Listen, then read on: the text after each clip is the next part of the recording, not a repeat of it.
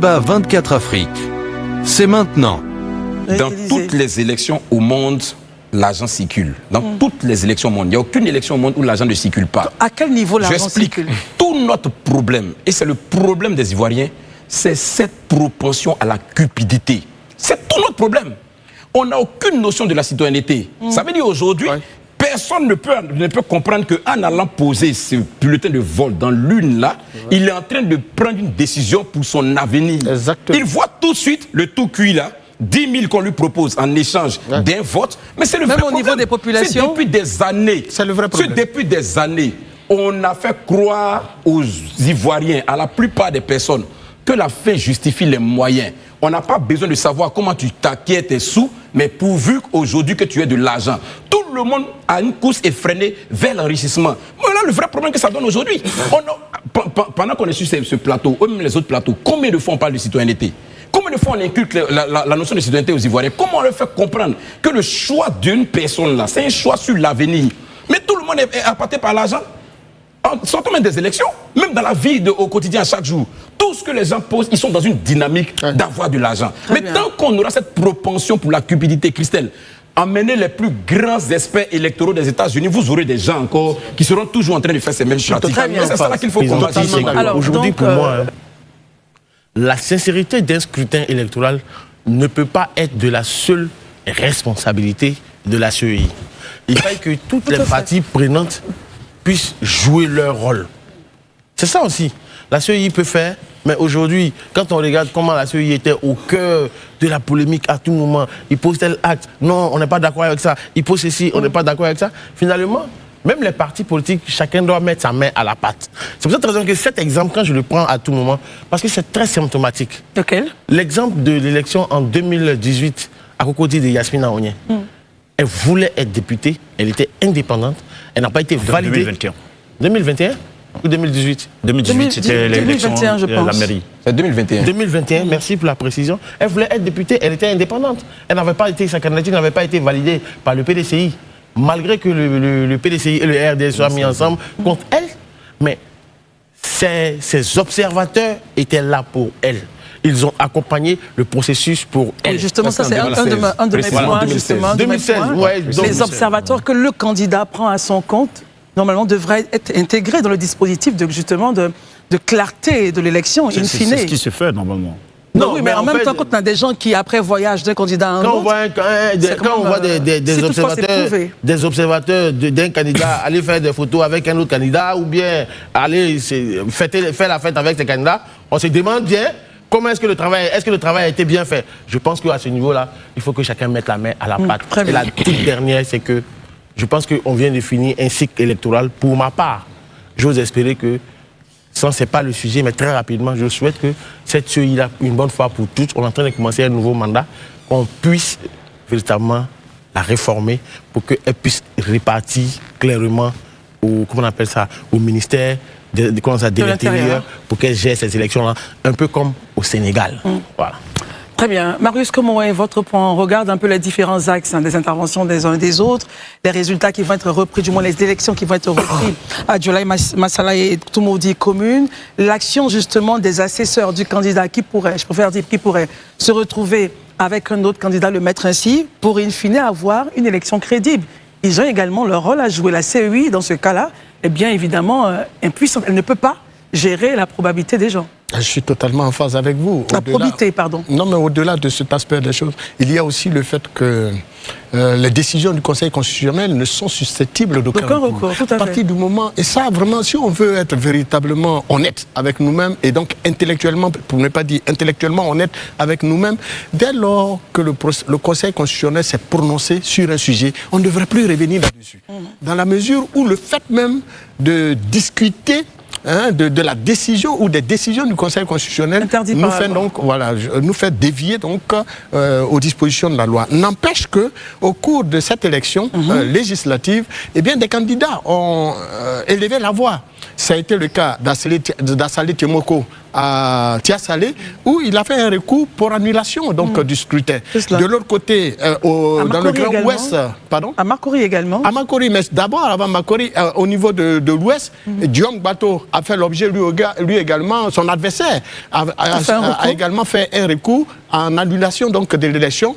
Confirmé, la victoire de Diom Bato a été confirmée au niveau du Conseil constitutionnel. Il faut préciser Danané, l'Ouest est très grand. Oui, non, Danané, non, pas le grand. J'ai dit au niveau de l'Ouest. Ouais. Une grande, il faut préciser grande. en tant que fils de l'Ouest, bien entendu. Mais au niveau de Makori, bien évidemment, on a entendu le candidat Abi Raoul élever la voix également par rapport justement à certaines dérives constatées, certains dysfonctionnements constatés, où lui-même disait avoir fait l'objet d'une course-poursuite par des individus non identifiés qui ont usé d'armes à feu pour tirer sur son cortège.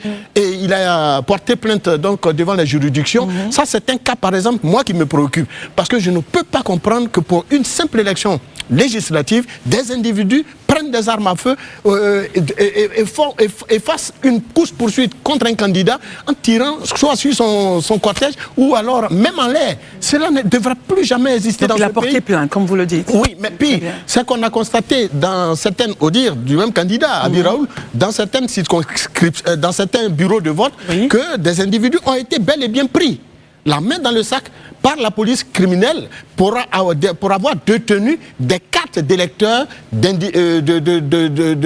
d'autres votants, des cartes d'électeurs qui ne portaient pas leur identité. Et comment se fait-il qu'avec ces cartes-là, eux-mêmes le disent, ils ont été interrogés, au dire de ce que nous savons, ils ont confirmé véritablement avoir utilisé ces cartes et avoir voté dans plusieurs bureaux de vote. Cela n'est pas normal. Et donc, c'est des choses qu'il faut véritablement regarder, de sorte à ce qu'aux prochaines élections, celles... On me dit que votre micro... un challenge. Un challenge, mais reste, n'oubliez pas ce que vous êtes en train de dire. Ne touchez pas, apparemment. Voilà, ça fait du bruit. On va peut-être revenir sur ce sujet-là, et puis, ou bien, dans 2 minutes, essayer de sortir un peu. Ils vont juste essayer d'arranger. Voilà. Alors, Élisée, on revient justement à ce qu'on disait. Il est bon, et j'aime bien la façon dont nous débattons de cette problématique. Il est bon de pouvoir mettre le point sur les différentes responsabilités de tous les maillons du chaînage pour que l'élection se passe très très bien. Oui, Christelle, il y a quelques mois de cela, j'étais en train de l'évoquer sur ce plateau, mais je vais encore le rappeler. Vous savez, ce qui est intéressant en Côte d'Ivoire, c'est que quand on est dans le processus électoral, tout le monde, je dis bien tout le monde, sans exception, a des griefs. Mais quand le processus finit là, on règne ces griefs-là, on les dépose. Et puis on attend le prochain processus électoral pour encore ressortir les mêmes griefs. Je pense qu'à un moment donné, excusez-moi du terme, mais travaillons de façon intelligente. Pas qu'on ne travaille pas de façon intelligente, mais vraiment, ayons et démontrons notre volonté de sortir. Qu'est-ce que vous suggérez? C'est si je viens. Démontrons notre volonté de sortir des cycles de crise. Très simple. On est tous, autant que nous sommes, observateurs de la vie politique ivoirienne. Tout cela. Il y a des manquements, quoique ce soit des lois, nos lois ont certaines insuffisances. Nos pratiques ont certaines insuffisances. Les processus qui encadrent le processus électoral, les éléments qui encadrent ont certaines insuffisances.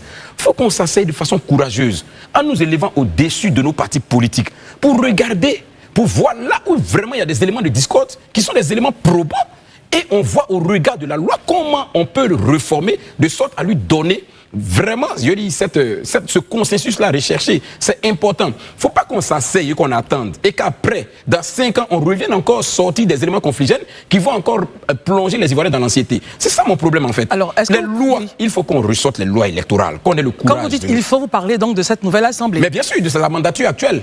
Voilà, on n'ira pas juste pour attendre qu'on ait des propositions de loi émanant de l'exécutif, mais il faut que nous-mêmes, on fasse une rétrospection de la situation politique de notre pays. Surtout ces derniers mois, tout ce qui a été relevé comme grief, qu'on ait été bénéficiaire ou qu'on ait été victime, il faut qu'on ait le courage de dire il faut améliorer notre loi électorale et le processus électoral. Qu'est-ce qu'il faut? On prend une telle loi, cette loi-là a des limites.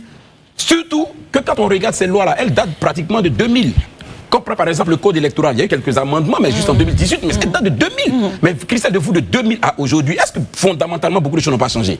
Pour qu'on ne s'assoie pas et qu'on ne prenne pas article par article, loi par loi, et puis on essaie de scruter pour voir ce qui véritablement rentre dans le cadre et qui doit créer cette cohésion. Il faut qu'on le fasse.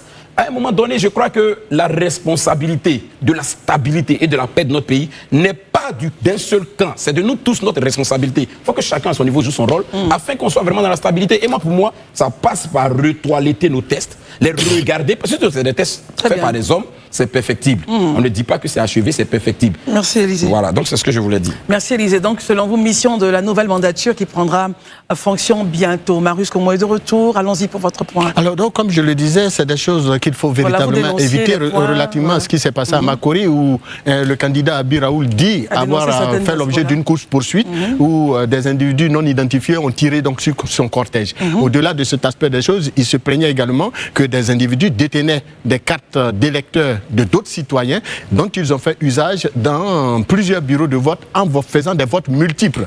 Et que cela a été constaté bel et bien par la police et des plaintes ont été formulées. Donc c'est des choses, il faut véritablement que la CEI s'y penche de sorte à ce que pour les prochaines élections, surtout celles des municipales, on ne vive pas ces choses-là. Pour une simple élection législative, qu'on fasse usage d'armes à feu en tirant sur le cortège d'un candidat, j'ai dit non. J'ai dit non. Voilà. Alors maintenant, j'aimerais avoir votre point de vue avant de passer au sujet de la CAPSI sur comment maintenir, vous avez plusieurs fois géré des élections, que ce soit dans le milieu du football ou des élections politiques, comment faire en sorte que les assesseurs que le candidat prend ne se retrouvent pas en train d'être appâtés ailleurs, si toutefois ces pratiques existent. Est-ce que vous pouvez nous les confirmer? Herman a été assez clair. Est-ce que vous l'avez vécu? C'est un fait.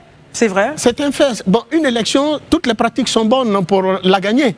Et surtout des élections chez nous. Et puis le mieux disant. Est-ce que c'est des choses justement. Est-ce que c'est des choses justement. On le dit comme ça, officiellement, toutes les pratiques ne sont pas bonnes. Voilà. Ça, je suis d'accord avec vous, mon cher Élisée. Mais n'empêche que sur le terrain, eh bien, les choses sont totalement différentes. Le mieux disant gagnera ces élections. Et ça, chez nous, c'est très concret. Et même en Afrique en général. Le mieux disant, ça veut dire quoi? Le mieux disant, celui qui propose plus. Vous nous dites que, enfin, j'ai l'impression qu'il y a les élections et puis le jour du vote, les choses se passent. Mais vous voyez, vous pouvez prendre un individu pour aller vous représenter dans un bureau de vote. Oui. Il est même nourri par votre adversaire. Mais pourtant, vous l'avez pris par confiance. Oui, mais une fois sur le terrain, eh bien, très souvent, il passe chez l'adversaire.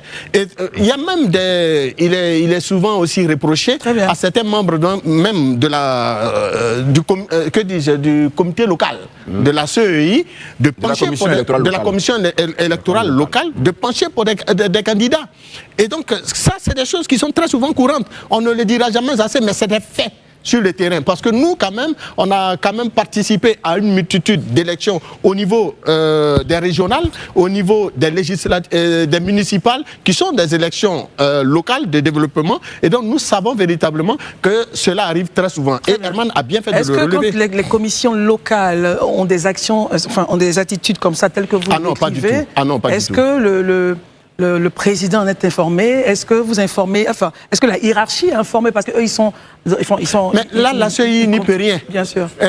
Encore moins le Conseil constitutionnel. C'est des faits qui se passent sur le terrain. C'est parce que, justement, vous n'avez pas bien préparé vos assesseurs. Si vous n'avez pas bien choisi vos hommes. Si vous avez vraiment choisi vos hommes, ils ne passeraient pas chez l'adversaire en vendant, justement, leur représentation à l'adversaire. Herman, juste un petit point pour terminer. Je veux par exemple, remercier, saluer le travail d'une dame, par exemple, la vice-présidente de la CEI qui est chargée de la région de Lamé, de la région d'Agnébitiassa, Mme Salimata Porqué. Elle fait son travail. À chaque fois, elle a sensibilisé tous les différents candidats, tout même son personnel. Mais il se trouve que, comme on le dit, le jour du vote, à 18h, par exemple, quand on ferme le bureau de vote, mon candidat, je peux être présent dans un bureau de vote sur le désir. On me dit que je n'ai pas le droit. Les officiers qui sont là, et qui sont chargés de la sécurité, te disent non que, monsieur, vous ne pouvez pas. C'est à l'intérieur là-bas maintenant que tout se passe. Et quand je vous dis, par exemple, il y a eu des cas avérés où le président du bureau de vote en question, il a fait partie du staff de campagne d'un adversaire.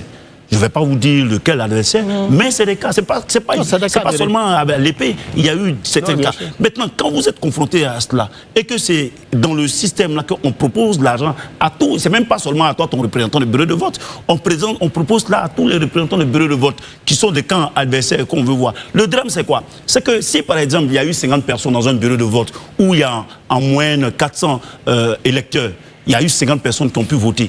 Et vous imaginez que dans les 50, même si votre adversaire vous a battu, et que finalement, ils sont tous d'accord pour relever le taux de participation, finalement, il y a 350 personnes qui ont voté, et les 300 personnes-là sont déversées à votre adversaire. Dans 10 bureaux de vote, il vous bat. Moi, je veux vraiment croire... Ce que je vous dis, comme on le dit effectivement, aujourd'hui, les PV, parce que c'est ça seulement qui est la preuve matérielle, et les PV sont dit rien à signaler, nous, on n'a pas jugé bien, sur la base de ces informations-là, de porter des requêtes. Mais ce sont des faits qui existent dans l'environnement électoral. Je ne dis pas que c'est la CEI qui organise cela, mais toujours est-il qu'il y a des acteurs sur le terrain qui se laissent corrompre sur ces gens d'aspects. Moi, je veux vraiment croire que... Rendez-vous au prochain débat.